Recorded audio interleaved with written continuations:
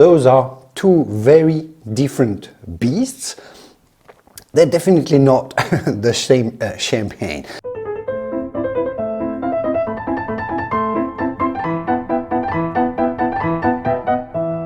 Hello, bonjour, dear wine enthusiasts. Last week we discussed the stories behind the two most famous champagne houses, the two famous brands and the most popular brands of champagne in the world, Moët Chandon and Veuve Clicquot. We looked at some of the technical details about how they are made and a bit of their marketing stories and history as well. Today is the big day, the important day. We're gonna be tasting those two champagnes and I'm gonna give you my impressions about them. Are they of different styles or are they essentially the same champagne or pretty much the same for a slight difference in price? If you haven't watched all the history and all the details behind those two wines, I definitely recommend you check it out right now before watching this or after watching it for more of the background on those wines. But if you're in the market for buying one of those two champagnes for the holiday season or whenever it is, should you go for Veuve or should you go for Moët Chandon? And that's definitely how you pronounce it, Moët Chandon, not Moët, Moët, and Veuve Clicquot is how we say it in French.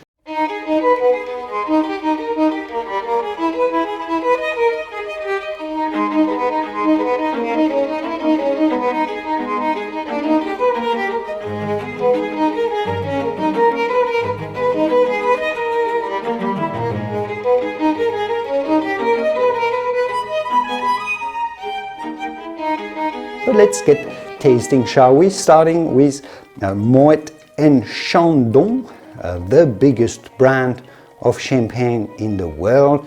We have, as we expected, delicious color. It looks like a golden, bright, brilliant, vibrant, shiny. Nice and shiny, a little bit of orange as we expect from the aging on the lees. Let's smell.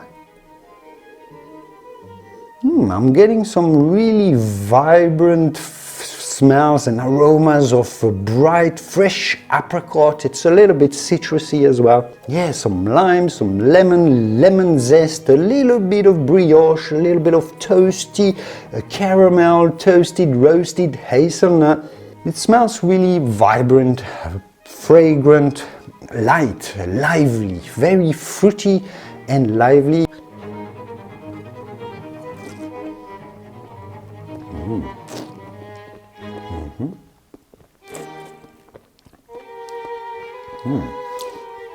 So we certainly have a creamy enough texture, but it's very zingy. The acidity is really sharp. Tastes like a lime juice, lemon juice, so really zingy, quite mineral, a bit of crystal of acids on the side of your tongues here. So very fresh, very zingy, creamy enough. It's definitely not aggressive. I like a bit of the smokiness to the background, the roasted hazelnut that gave it a bit of complexity to the finish, and very balanced. Just there's nothing that stands out all that much, but nothing bothers you as well. So extremely well executed, you know, really balanced. It's like nothing strikes you particularly, but nothing bothers you as well. And it's delicious, it's complex, it's somewhat profound, but definitely on the crisper, sharper, fruity side. We saw last week that Veuve Clicquot has a slightly different blend and that they age it a little bit more as well, apparently. So I'm very curious to taste it. I have tasted those champagnes quite a few times, obviously, but not necessarily like this, side by side with you in front of a camera, giving you my first expressions. The color is very similar. It seems to me the Veuve is a little more yellow, a little less golden or amber hues, more yellow, a bit brighter for this particular bottle as well. Let's smell. It jumps out of the glass a little bit less, I would say. So it's definitely more finesse actually to the nose. The aromas are less obvious. You have to really sniff them a lot deeper. It's a more on the floral side. I am getting maybe more berries as well, a little bit of red berries, but really soft blueberry flavors here. A little bit of the lemon, but it's a riper lemon, I would say. You often find this with the Chardonnays. The crisp Chardonnays that are not too ripe are really lemony. When the Chardonnay is a bit riper, you get more on the tropical side of things, a bit of slight mango and a bit of richer lychee flavors and aromas, and I'm more on that side here. So more elegance, subtler, much subtler aromas. Definitely it's easier to appreciate and identify the aromas on Moet than it is on Veuve, but you can smell that the aromas are a bit more delicate and it has more finesse. Let's see if it translates on the palate.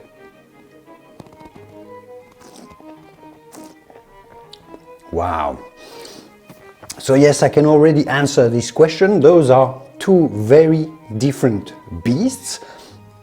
They're definitely not the same champagne. A lot of acidity as well. It's also sharp and crisp to start with. The concentration in acidity in Veuve seems to me a lot higher.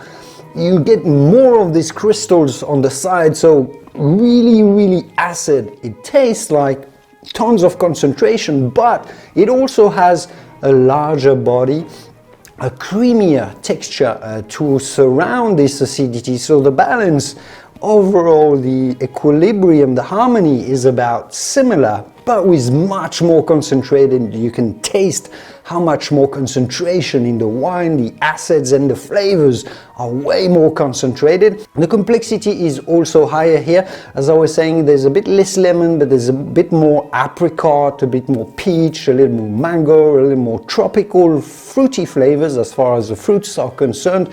So riper, richer, denser, fruitier, sweeter. And it's surrounded by denser spices, more brioche, more butter. It seems there's a bit more phenolics as well. So again, the concentration in phenolics is higher. You get more drying on the finish as well. So it's a bit more of everything, a denser concentration, but also still delivered with more finesse and more harmonies. Give me a minute to think about my conclusion and my verdict, and I'll get back to you.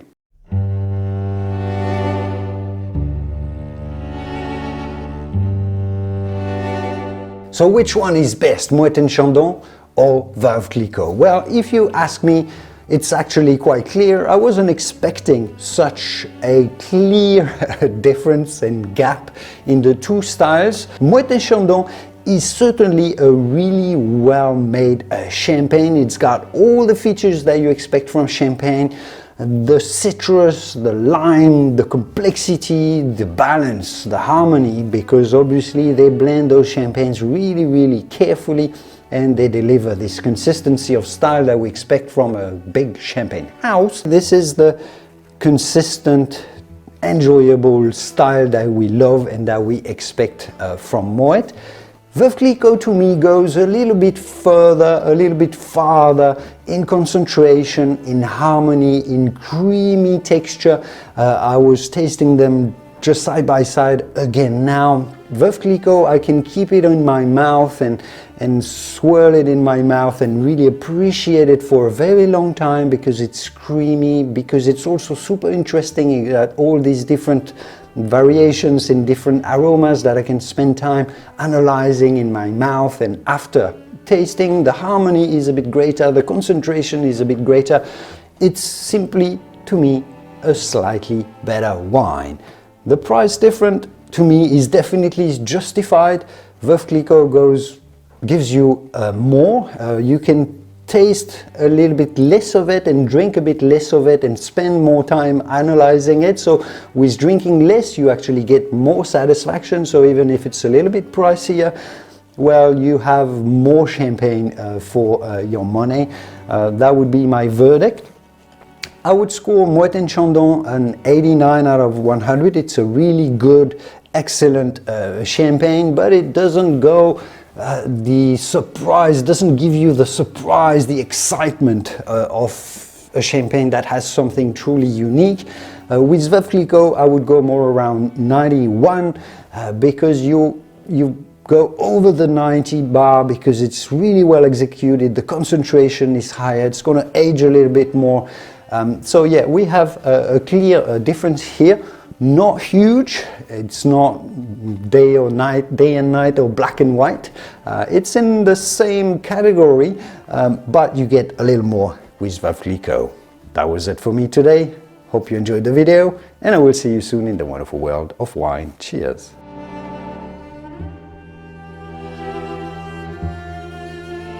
You would notice that I'm using larger glasses, wine glasses, because you can definitely taste the champagne a lot better, all the complexity. It also removes some of the sparkling, the bubbles, so the wine is a little bit less aggressive and foamy on your mouth, so you can actually taste the texture a little better.